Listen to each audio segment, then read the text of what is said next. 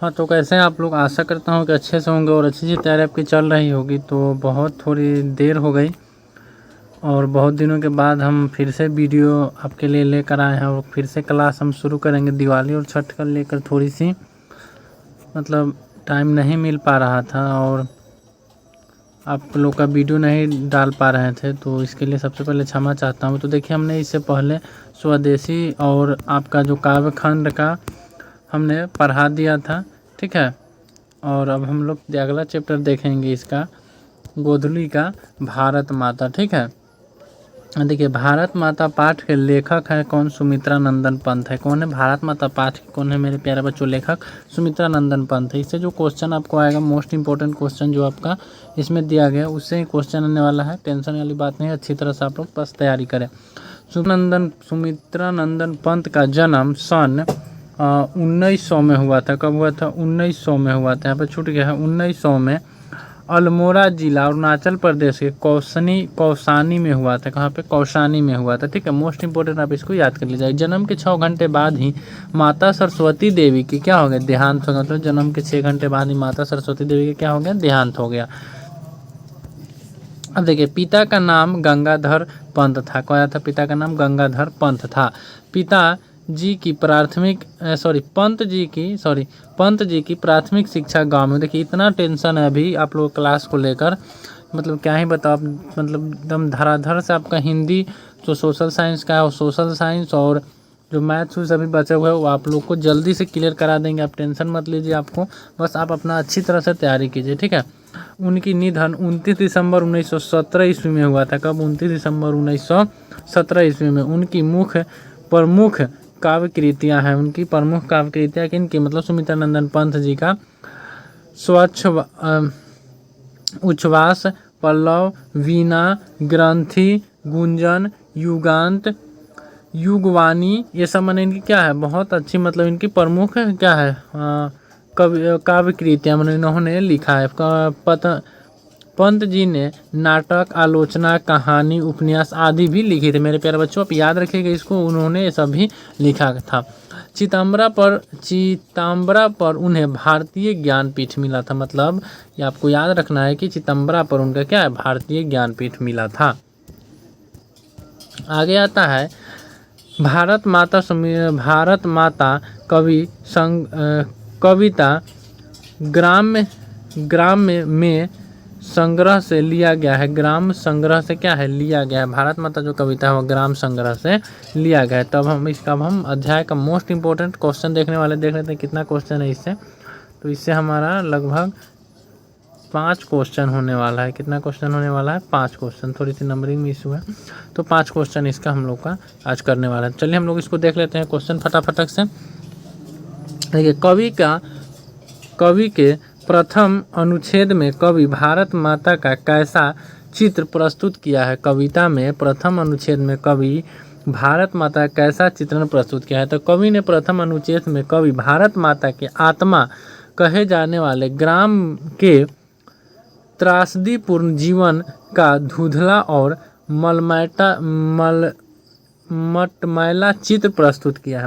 पहला जो छंद है उसमें बताया गया है कवि ने कि गांव भारत माता जो जहाँ पे आत्मा निवास करती है, ग्राम, वह क्या है? त्रासदीपूर्ण जीवन का धुंधला और मटमैला चित्र प्रस्तुत किया है। ग्रामीण लोग जो धन, वैभव, शिक्षा, संस्कृति आदि तमाम दृष्टियों से पिछड़े हुए मिट्टी की मूर्त की तरह समान अन्न को सहन करते हुए मौन है। सब चीज़ को सहन करते हुए मौन किसको बताया है कवि ने? तो गांव के लोगों का। आपको ऑब्जेक्टिव में पूछा भी जा सकता है, ठीक है।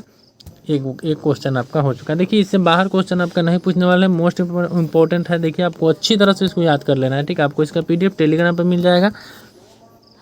टोटल का आपका हिंदी का, सोशल साइंस टोटल का। अगला है, भारत माता अपने ही घर में प्रवासिनी क्यों बनी हुई है? तो भारत माता अपने ही घर में प्रवासिनी बनी हुई है क्योंकि वह गांव में निवास करती है, ठीक है। गांव में निवास करती है। भारत गांव का देश है। भारत क्या है? गांवों का देश है। पर गांव के विकास पर किसी का ध्यान नहीं जाता। किसी का भी ध्यान गांव के विकास पर नहीं जाता। गांव के साथ गैर जैसा व्यवहार किया जाता है। सारा ध्यान तो शहर नगरों पर होता है।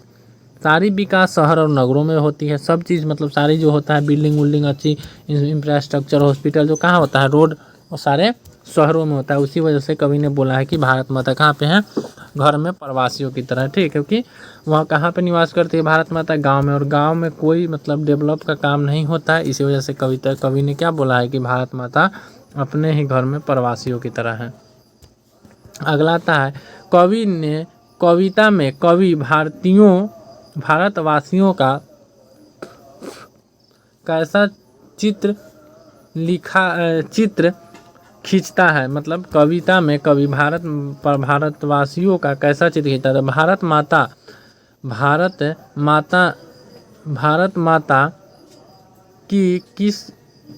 भारत माता की 30 करोड़ कितना भारत में भारत माता की 30 करोड़ संतान आधी भूखी शोषित मतलब आधी भूखी शोषित और बिना व अस्त्र शस्त्र के मूर्ख और असभ्य शिक्षित और निर्धन है। मतलब जो क्या है वह असभ्य है और शिक्षित है, ठीक है, आधी से ज़्यादा। जो भारत सोने की चिड़िया कहा जाता है। मतलब जो भारत सोने की चिड़िया कहा जाता है वहाँ के क्या है, भूखा शोषित और क्या है अस्त्र शस्त्र के मूर्ख, मतलब उनके पास कपड़ा नहीं है, ठीक है, मूर्ख और असभ्य है, ठीक है, असभ्य है, शिक्षा की कमी है। भारत माता का हास्य की सुगराही क्यों दिखाई पड़ती है। तो भारत माता स्वरूप में ग्राम शोभा की झलक है। मुख मंडल पर चंद्रमा के समान दिव्य प्रकाश स्वरूप हंसी है, मुस्कुराहट है। लेकिन परतंत्र होने के वह हंसी फीकी पड़ गई। मतलब परतंत्र होने से वह हंसी क्या है, फीकी पड़ गई है। भारत में उदास लग रही है। भारत माता क्या है, भारत माता में उदास लग रही है। भारत माता क्या उदास लग रही है। ऐसा प्रतीत होता है कि चंद्रमा को राहु ने ग्रसित कर लिया है, क्योंकि अंग्रेजी हुकूमत भारत को खोखला कर दिया। मतलब भारत माता जो है वह अंग्रेजी हुकूमत क्या है भारत माता के संतानों क्या है, मतलब यहाँ को खोखला कर दिया, यहाँ की जनता को दुखी बना दिया था। भारत माता की असीमता को धुंधली कर दिया था। ऐसी दशा में भारत माता उदास हो गई हुई है कि भारत माता का हास्य भी राहु ग्रसित दिखाई पड़ता है। मतलब अंग्रेजों के वजह से वहाँ का बोल चाल भाषा, ठीक है, इसी वजह से भारत माता को क्या बोला है कवि ने कि राहु ग्रसित है, हंसी पर भी। अगला आता है हमारा भारत माता कहाँ निवास करती है। तो भारत माता गरीब दुखियों के घर में निवास करती है। भारत माता का निवास गांव यहाँ के गरीब गुजर बसर करते हैं। मतलब गांव में भारत माता कहाँ निवास करती है, तो आप लिख सकते हैं कि भारत माता गांव में निवास करती है, ठीक है। मोस्ट इंपॉर्टेंट क्वेश्चन है, इससे बाहर आपका क्वेश्चन नहीं है, बस आपको यही 5 क्वेश्चन आपको अच्छी तरह से कर लेना है। तो भारत माता से जो क्वेश्चन होगा भारत माता पाठ से जो कि है इसी से क्वेश्चन आने वाला है, आपको अच्छी तरह से इसको कर लेना है। तो चलिए मिलते हैं अगले वीडियो में जनतंत्र का जमने, तब तक के लिए जय हिंद।